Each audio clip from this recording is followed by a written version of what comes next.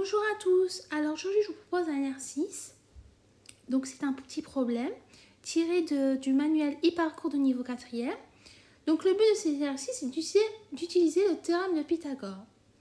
Donc il faudra que tu modélises le problème afin de pouvoir résoudre ce petit problème. Je t'invite donc à faire cet exercice, donc de mettre la vidéo en pause et lorsque tu auras terminé de mettre la fonction play afin que nous puissions corriger cela ensemble avec les explications. Je suppose que tu as eu le temps de faire l'exercice, donc nous allons corriger cela ensemble. Donc comme je t'ai dit tout à l'heure, lorsque tu as un problème, le but déjà, la première chose à faire, c'est de modéliser le problème. Et pour modéliser un problème, l'idéal, c'est ce que tu avais déjà appris normalement quand tu étais en 6e, voire avant, c'est de faire un petit schéma. Donc nous allons faire notre lecture et en parallèle, on fera un petit schéma, un petit croquis si tu veux, pour visualiser notre problème. Donc on va le modéliser, d'accord? Donc on nous dit quoi? Alexis a une table carrée de 2 mètres de côté. Donc là on sait déjà qu'on a une table qui est carrée. Donc on va faire un petit carré. D'accord? Donc bien sûr, hein, c'est à main levée. T'oublie pas de mettre les angles droits. Comme ça on va comprendre que c'est un carré et les symboles qui montrent que les 4 côtés sont égaux. On nous dit que là on a 2 mètres au niveau du côté du carré. Donc c'est-à-dire chaque côté mesure 2 mètres. On nous dit quoi d'autre? Au magasin, la seule nappe qui lui plaît est une nappe ronde de 2,5 mètres de diamètre. Donc regarde, on va supposer que là, on a notre nappe, d'accord? Bon, c'est approximatif, donc on va faire un petit centre comme ça. Et on nous dit que son diamètre mesure 2,5 mètres de diamètre. Donc on va tracer comme ça. Mais tu vas me dire, mais pourquoi on l'a tracé comme ça? Ben, tu vas comprendre par la suite. Cette nappe sera-t-elle assez grande pour recouvrir entièrement la nappe? Évidemment, Alexis ne découpera pas la nappe, justifier la réponse. Donc, on sait quoi? On sait que la nappe a pour diamètre 2,5 mètres. D'accord? Mais à ton avis, pourquoi j'ai tracé notre diamètre de cette façon-là?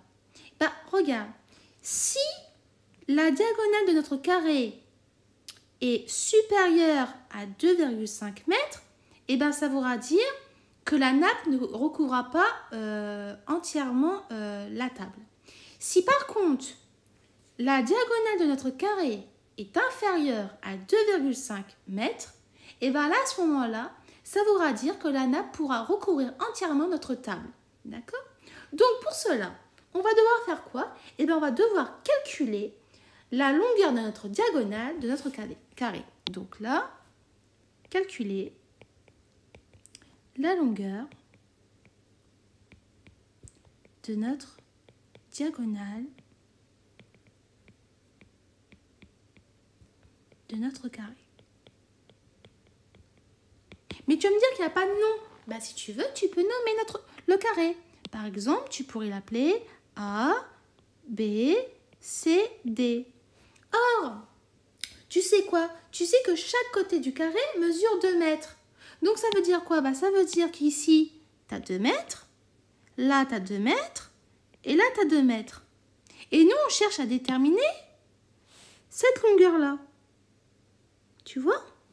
Donc, ce qu'on va faire, eh ben, on va utiliser le théorème de Pythagore, qui nous dit quoi? Bah, déjà, on va dire quoi? Je sais.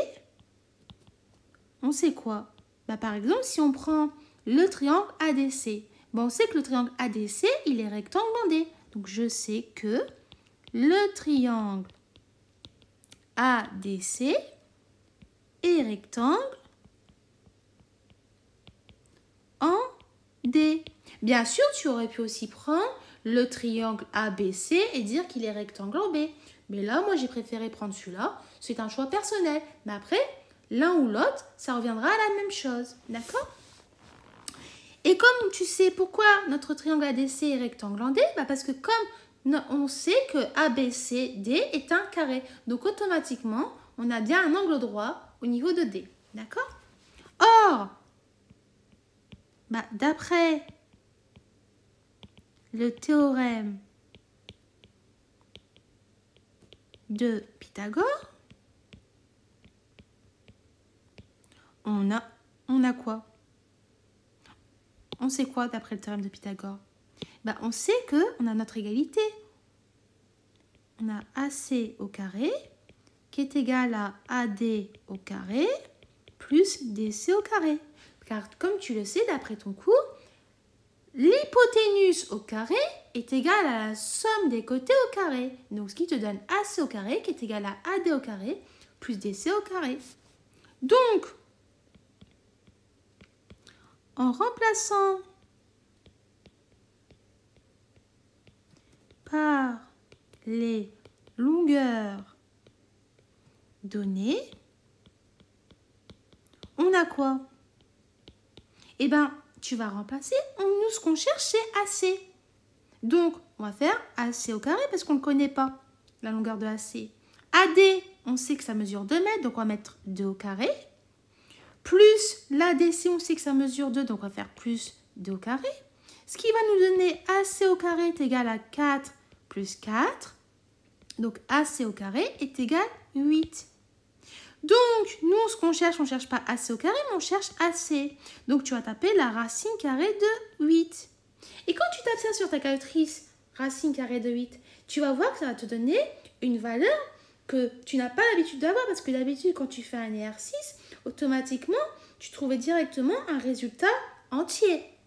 Et bien, ça va te donner, quand tu tapes à ta calculatrice, ça va te donner AC est égal à 2 racines de 2. Mais pourquoi il te donne ça? Parce que ça, en fait, 2 racines de 2, c'est la valeur exacte. D'accord? Mais non.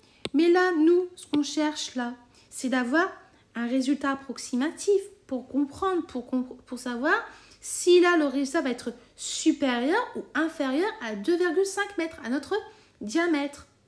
Donc, on va taper sur la calculatrice. Et quand tu vois sur la touche avec, tu sais, ta double flèche, tu vas voir que 2 racines de 2, c'est environ égal à 2,8 mètres. D'accord? Donc ça, ici, là, c'est une valeur approchée. Donc, c'est une valeur approchée. Et ici, on a arrondi au dixième. Arrondi au dixième. D'accord? Donc là, on a quoi? Bah là, on constate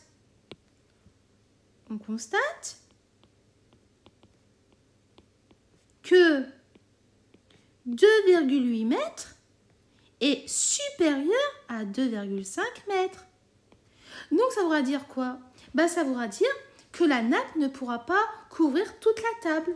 Donc, la nappe ne sera pas assez grande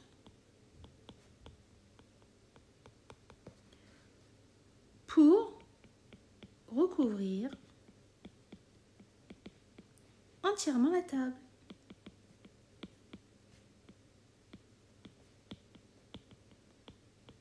Voilà. Donc là, on a répondu au problème qui nous a été donné. Donc, n'oublie pas, quand tu as un problème de ce type, la chose à faire, et c'est ce que tu dois faire en premier, c'est de faire un petit schéma afin de modéliser le problème, afin que tu puisses voir comment résoudre le problème, et ici à l'aide du théorème de Pythagore. Donc, j'espère que tu avais eu bon, et si tu n'as pas eu bon, bah, j'espère que les explications que j'ai pu te donner t'ont pu permettre de comprendre tes erreurs, et que en même temps, ça a pu aussi t'aider. Je t'invite donc à refaire cet exercice si tu n'as pas eu bon. Et n'oublie pas que la rédaction est importante. Il ne faut pas juste faire le calcul. Il faut vraiment tout rédiger avec le je sais que, le or et le donc. D'accord? Donc, je te dis donc à bientôt et au revoir.